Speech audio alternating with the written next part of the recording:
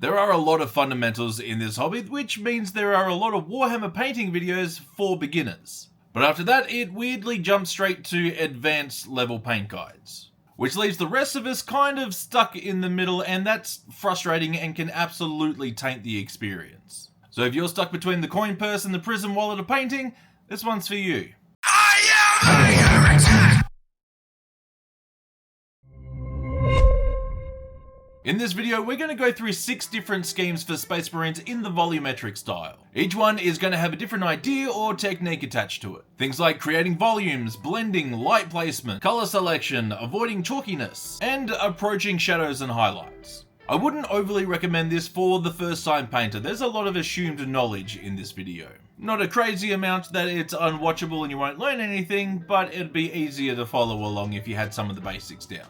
To start off with, let's cover layers and blending. For most applications, we're going to be starting from a black primer, and technically we're going to be using this as layer 0. While I am layering on Terrestrial Titan to be our shadow tone to set up for the colours, we're going to use that primer or that layer 0 and leave that in the recesses. It's automatic black lining.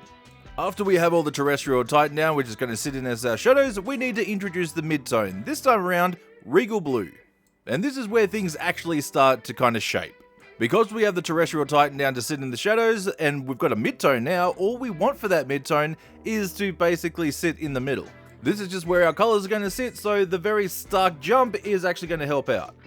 But we're not shooting for hard layer lines, which means we're going to have to take that Terrestrial Titan and Regal Blue and make a colour somewhere in the middle of each. For the rest of this video, I'm going to refer to this as a 50-50 mix.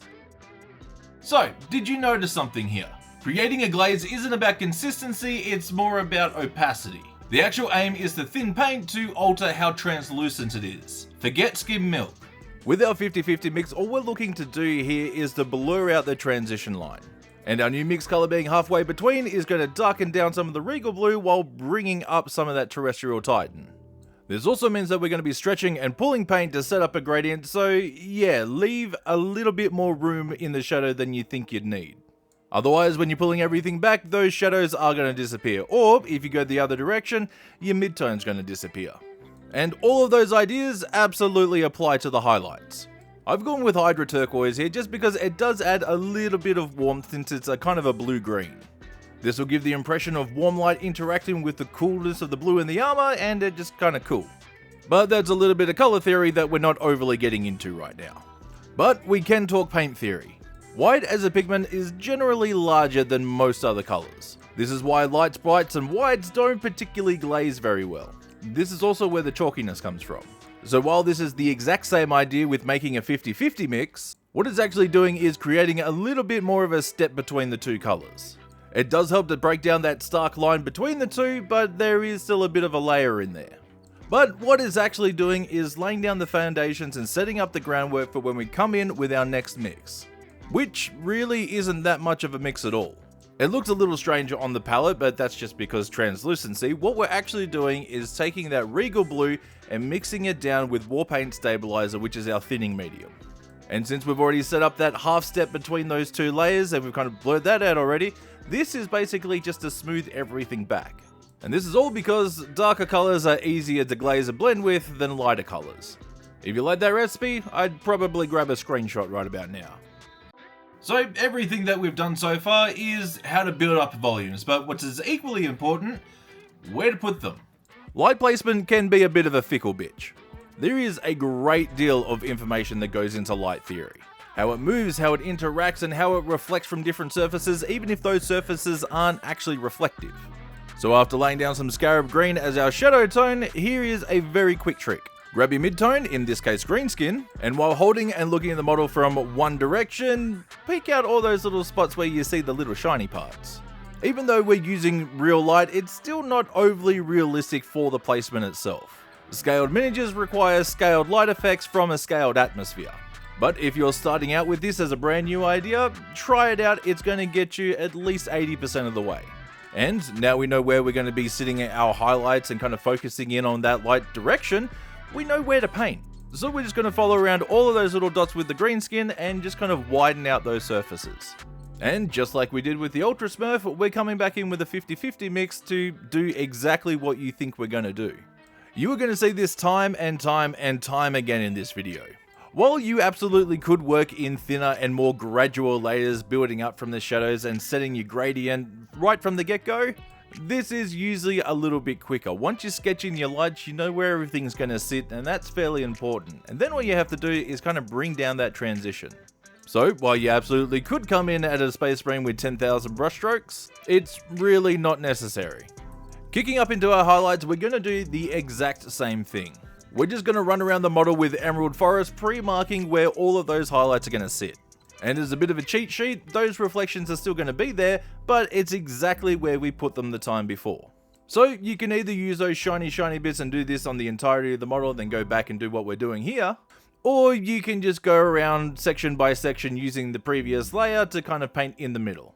Either way, we're essentially ending up with the same result. To be fair, pre-marking everything isn't part of my process now because I kind of get where things should be, but in the beginning, this is something that I did quite often. While you're learning, this is a great stepping stone. And yes, same thing applies. If you like the recipe, grab a screenshot. The biggest and most frequently asked question with this style in particular is, what do you do with the back? Let me show you. I thought you said we were doing the back. This looks like the front. And that's because it is. In this particular style, the back of the model is almost exactly the same as the front. A lot of people just seem to think that it's going to be just black on the back as if it's all shadows. And I suppose it could be if you wanted it to. But in that train of thought, it means that you're thinking of the light source as a singular direction, kind of like a spotlight. And in some circumstances, that would be absolutely correct. If you're standing at the opening of a cave with the black endless void being your background, yeah, there's not going to be a lot of light bouncing around to kind of grab you from the back. You will turn out somewhat silhouetted if you're looking from the opposite direction. But in the rest of applications in scene, a lot of light does reflect and refract from everything else around you. So the key here is to do the exact same thing as you would the front. The only difference that I add is I don't build the highlights to quite the same value of brightness on the back as I do at the front. It still gives the light a direction without removing it entirely from the scene. Red can be a bit of a pain in the dick to paint. When it comes to highlights, you can either add yellow and end up somewhere in an orange direction, nobody wants that, or you add a little bit of white and you end up with pink. But if you want red that feels like real red, we're just going to use red. Imagine that. The secret to making something red is by painting it red. When it comes to a lot of Blood Angels games, I'm not a huge fan with the idea of going into an orange. It feels like it takes a lot of the heat and the intensity out of the red. There are a few other ideas and techniques out there for red, like using fluorescent pinks as either a pre-color and then you glaze the red on top of it, or vice versa, where you build up your red and then bring back the intensity with that hot pink. And don't get me wrong, I'm all about hot pink and it looks fucking excellent. But without going to a display or competition level, it's just more steps that I personally don't really need.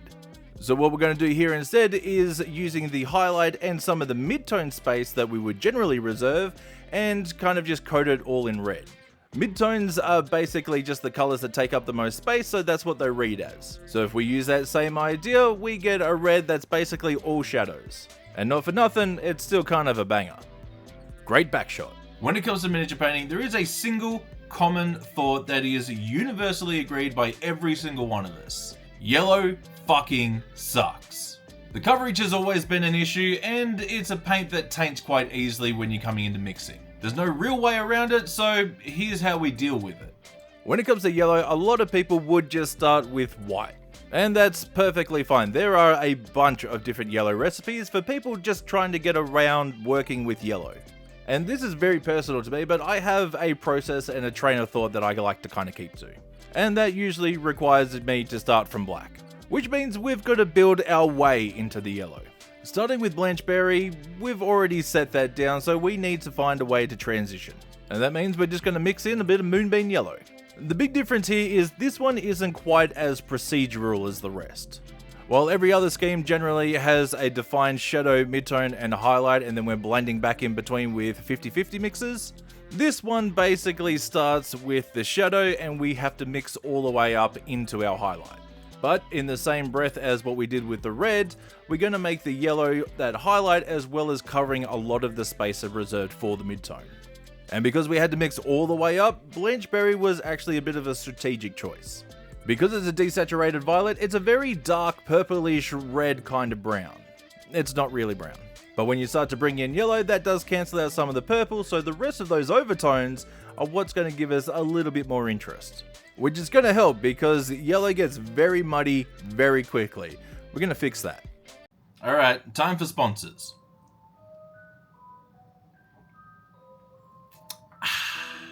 Army Painter, in-games, Heresy 5. Check out what happens here when we mix the Blanchberry and the Moonbeam Yellow. It's a pretty strange outcome.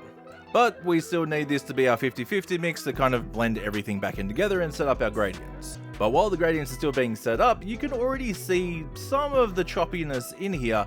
We have a lot of that purplish brownish kind of tone in there. And this is all for visual interest. But one of the big ideas and tricks with yellow is stop thinking of its coverage as a flaw and more of a feature. Because it taints fairly easily in a mix and gets dulled down, and the coverage is less than fantastic 99% of the time, it means what we're essentially painting with is a preset glaze that's just a little bit thicker in consistency. And because the opacity is quite weak, we have to add more layers, and as you add more layers, things get smoother. What I'm doing now is an optional step. This is a little bit of ice yellow mixed in with that moonbeam. This is just going to set up some stronger highlights, and then I'm going to come back in with that moonbeam yellow and somewhat glaze over the entire thing. This is going to bring out that intense yellow. And this whole idea actually makes it feel properly yellow. But if you like it dirtier and grittier when you're insistent on a fisting, this I'd probably skip. But for Lamenters, yeah, I'd keep that. When a lot of people talk about a particular style, there's usually a very baked in, very specific process attached to it. But this one is all about outcome. All we want is the value between light and dark to create volumes and start to emphasize a shape. So this is the exact same idea with a slightly different approach. For the happy scrappy hero pups, we're going to do things just a little bit different. This one is purely just to prove a point. You could absolutely follow the same steps as the previous Space Marines, just changing out the colours. We've spent the last 12 minutes going out where to put highlights and where everything should sit and how much things should cover and what and where, that we should be pretty used to the ideas and shapes of where the shadows, midtones and highlights are sitting. And with that in mind, all we've basically done is use Cultist Purple to paint in the shadows, but just where the shadows are going to sit. And now we're going to do the exact same thing with Wolf Grey as our midtone. This is essentially just a form of sketching. And sketching is basically the exact idea that you think it is, and doing that, you're sketching in all the values and all the colors in the places that you want them to sit. I don't particularly do a lot of things this way, but if there is somebody out there that gets value from this, or the idea clicks in a different way for them to make it a little bit easier, awesome. This is exactly what that's for. And in that same vein, we're going to blend a little bit differently. Instead of creating a 50-50 mix, we're going to wet blend. That means I'm adding just a little bit of each color back into, well, where all those colors are sitting, and while the paint is still wet, I'm mixing them together. Wet blending sounds a lot more intimidating than it actually is. If you can mix paint on a palette, you can mix paint on a model. A lot of people ask about consistency for wet blending. Personally, I just use the Fnatic paint straight out of the bottle. If you need a little bit more working time because you live somewhere that's not quite as humid and quite dry, you can add a little bit of retarder. The key to wet blending is once you've done a layer, leave it. Come back later. Also grab the screenshot. Andre 3000 asked, what's cooler than being cool? Now the answer turned out to be ice cold. But what we face is, what is blacker than black? AKA, how do we put shadows into black? Alright, before we get into the whole color thing, here's a little golden nugget. Even though it's prime black, black primer and black paint that we actually use on the brush will have very different finishes. Primer generally comes out a little bit more matte, which disperses the light, and paint that usually comes out of the brush is going to be a little bit more satin most times. So before you come in with the transition midtone of the darkness, base coat the entire thing with the black that you're going to use on the brush. And yes, we are moving up into a blue. When it comes to shadows on black, black is already as dark as we're going to get, which means the only way to move forward is by moving up. Now, there are a lot of different colors depending on the kind of feel that you want for your black armor. I find that you can use a dark green and it goes into a very grimy kind of feel. You can use a purple to make it interesting, or you can go blue, kind of like a raven feathers. It'll keep the feeling dark while adding a little bit of coolness, which also makes it feel a little bit darker somehow. And we'll actually get to do more than just edge highlighting the entire thing. For the highlight, I've moved into Ironclad Grey, which is a very dark neutral grey because I don't want to take the coldness too far, or it is going to read as blue. We want a blue tinge, a little bit of a tint, but we don't want it to be red as blue. Unless you're into that kind of thing and you just want like a really dark, grimdark Crimson Fist. With some of the other schemes, we've made the midtone and the highlight take up a lot more space to represent that colour. With black, we want to do the opposite, so we're going to be leaving a lot more of that black in the shadow, covering a lot more space that the midtone would usually come into. I really should have put my logo in these shots. This last one rounds out basically everything you would expect to see on most Loyalist Marines. What about Dark Angels?